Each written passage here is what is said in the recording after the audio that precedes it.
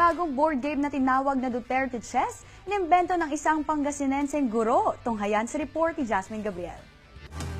Kilalang mental and strategic game ang chess. Para manalo, importanteng kalkulado at pinag-iisipan lahat ang magiging galaw ng manlalaro.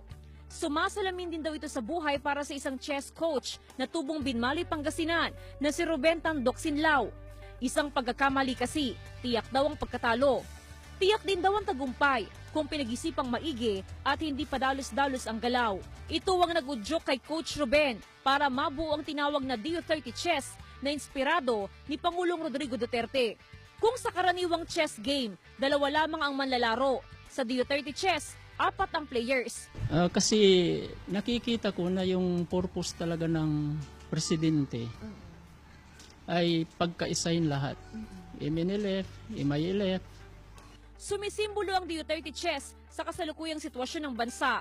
Ang 4 na kulay sa mga piyesa na dilaw, puti, bughaw at pula. Maging ang acronym Duterte.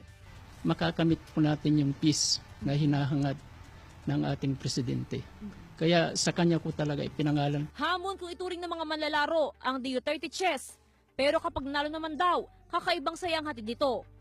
Pag sinugod mo ng sinugod yung kalaban mo, inatak mo na silang attack, tapos hindi mo titignan yung iba, kaliwat kanan, may posibilidad na matatalo ka. Tsaka maganda ito kasi nakaka-challenge, family bonding pa, and then kwentuhan with the family.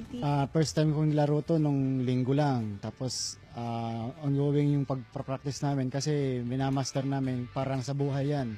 Napapanahon umano ngayon ang larong Duterte Chess para mailayo sa droga ang mga kabataan. Jasmine Gabriel naghahatid ng Balitang Amyanan.